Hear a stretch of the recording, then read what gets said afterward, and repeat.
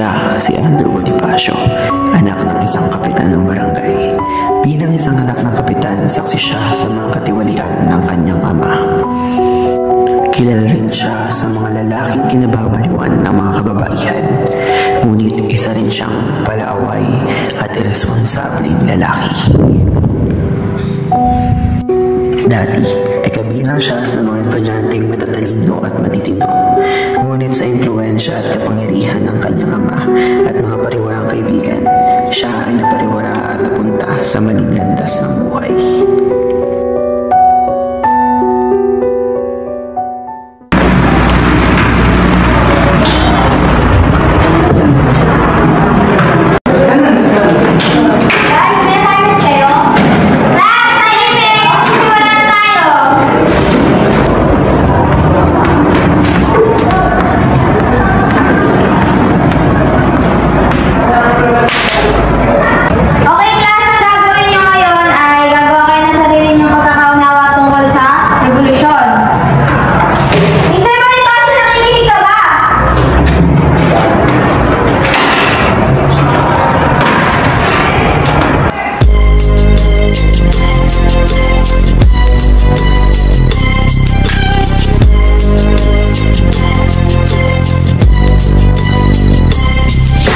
I walk through the valley of the shadow of death, I take a look at my life and realize there's nothing left. I've been blasting and laughing so long that my mama looked at my mind.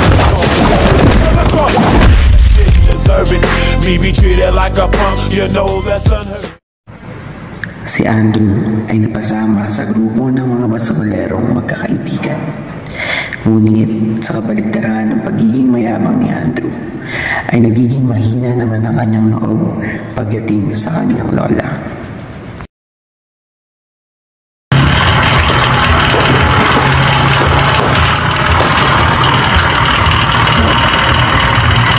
Ko, Andrew, ano namang nangyari sa'yo? Upo ka nga dun. Ko, Andrew, lagi na lang kapag umuwi ka rito may sugat ka. Manang-mana ka talaga sa tatay mo, kapitan.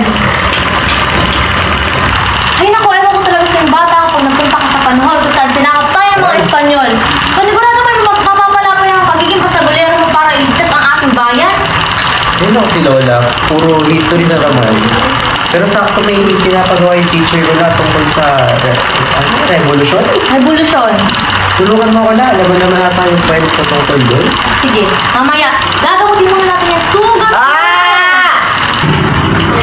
Ay naku Lola, kahit anong bilhin mo dyan, di naman yung susunod. Masagulero kasi yan, matigas ang ulo.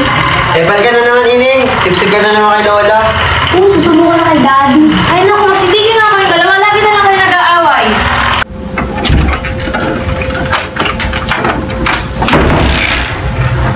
Ma, umalis ka muna. Mag-uusap muna kami ng anak ko. Ha? O sige. Ano naman tong ginawa mo? Alam mo mag-e-election, tapos makipagsuntukan ka na naman. Ikaw, ay Fernando, tama na nasasaktan ni anak mo!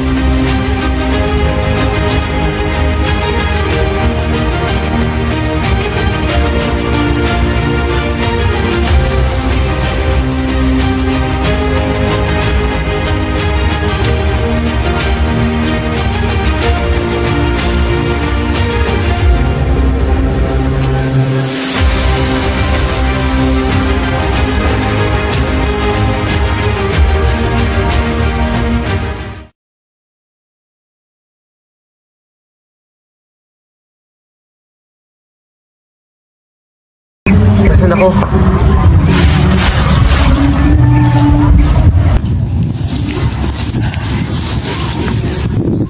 Andres, kaibigan, kanina ka pa hinahanap ng iyong ina. What are you talking about? I am Andrew, not Andres. Kaibigan, kailan ka pa natuto magsalita ng hinggang-hinggang? Nasaan ba ako? At baka may makarinig sa'yo ng iba dyan. Nasaan ako? Mukhang masama at ang iyong pakiramdam. At tara, dadaling kita sa iyong ina. Saan? Basta, huwag mo akong hawakan. Tara, tuloy ka. Tara. Isa ka, Kinjo!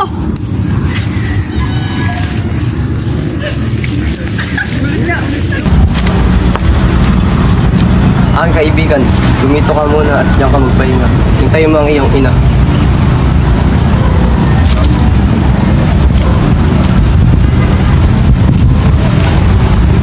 Sa ilang araw ng pananatili ni Andrew sa panahon ng revolusyon, ay nasaksihan niya kung paano alipustahin ng mga Espanyol ang kapwa niya Pilipino. Nakasaksi siya ng kahirapan, pagdurusa at kamatayan.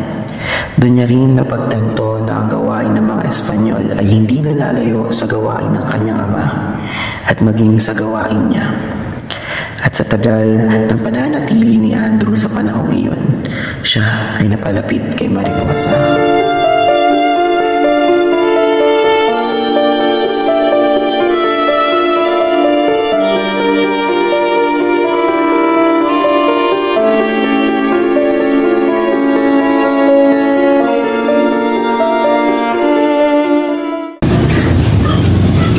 Ina?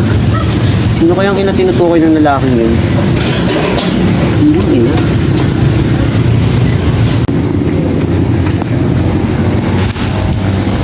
Andres, nandito ka na pala. Kanina pa kita hinahanap. Sino ka po? Bakit nagpuro kayo Andres? Andrew nga pangalan ko. Maaari ba kitang makausap? Tungkol saan?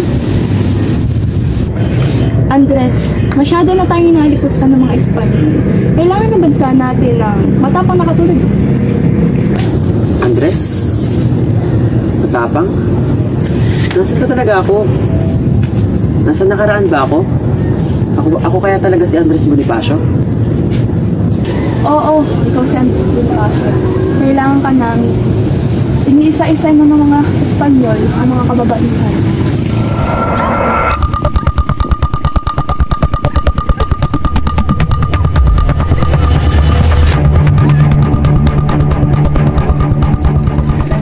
Isa-isa nang pinapatay ang mga kababaihang Indio.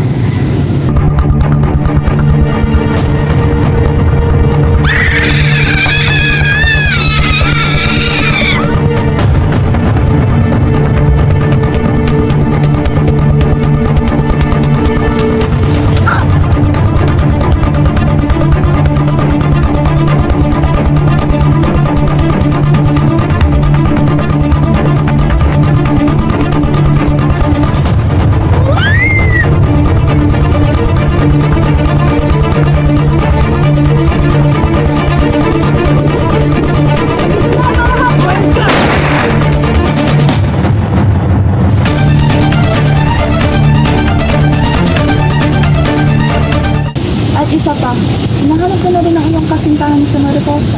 Mariposa?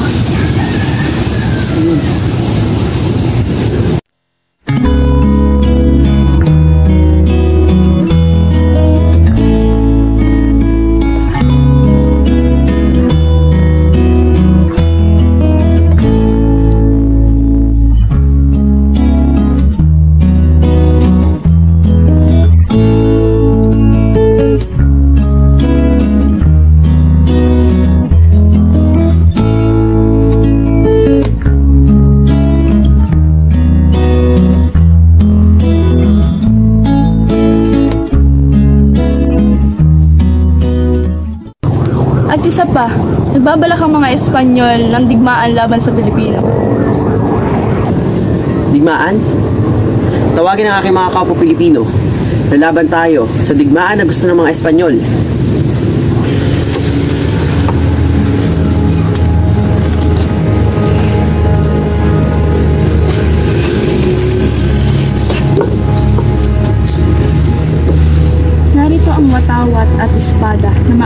upang gamitin sa digmaan.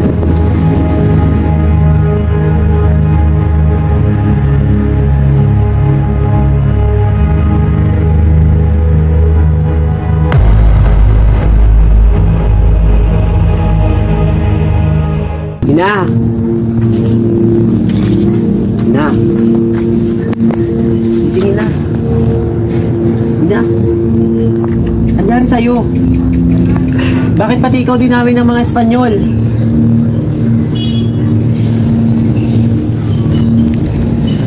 Isang oras para sa digmaan laban sa kanila.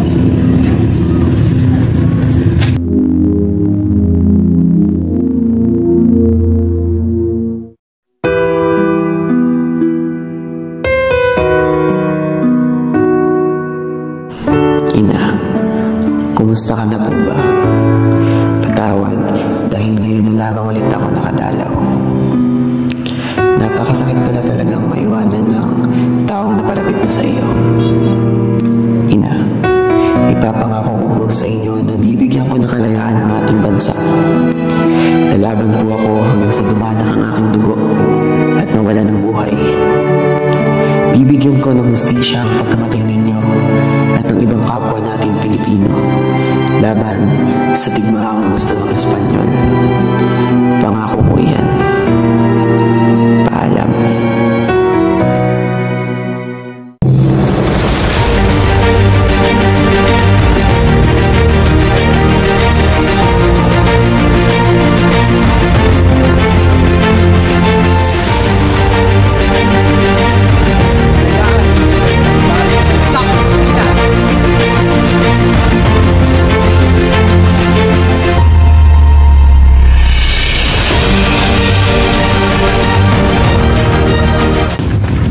Pagmasdan ninyo ang papel na umaalipin sa ating lahat. Katipunan, kailangan na nating wakasan ang ilang daang taong pananakop ng Espanya. Mahihina man ang ating mga sandata, ngunit lalaban tayo hanggang sa ating huling hininga. Hindi tayo magpapalupit. Tayo ang magtatagumpay. Gunitin ang sedula.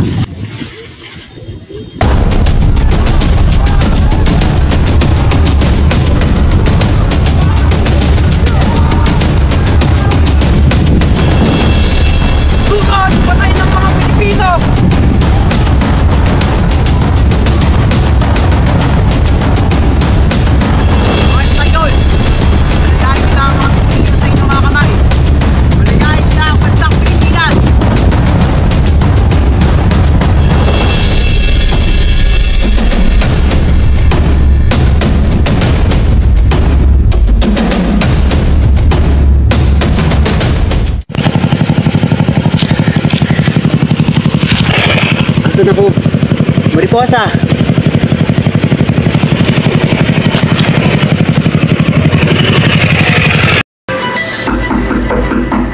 Apo, gising na dyan. Nananaginip ka na naman. May pasok ka pa. Gising na po. Sige, bumaba ka na dito at kumain. Bisit ka.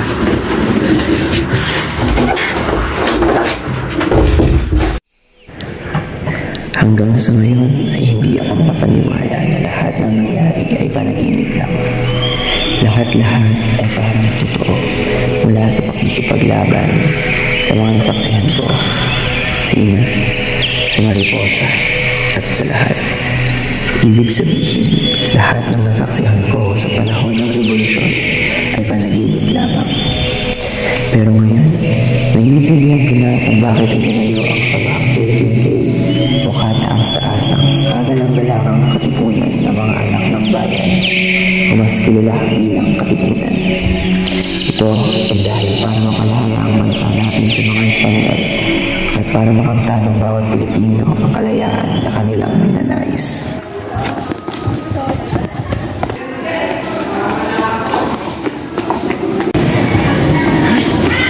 Date na ako.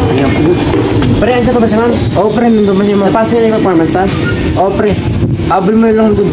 Sige pre, ingat. Ingat.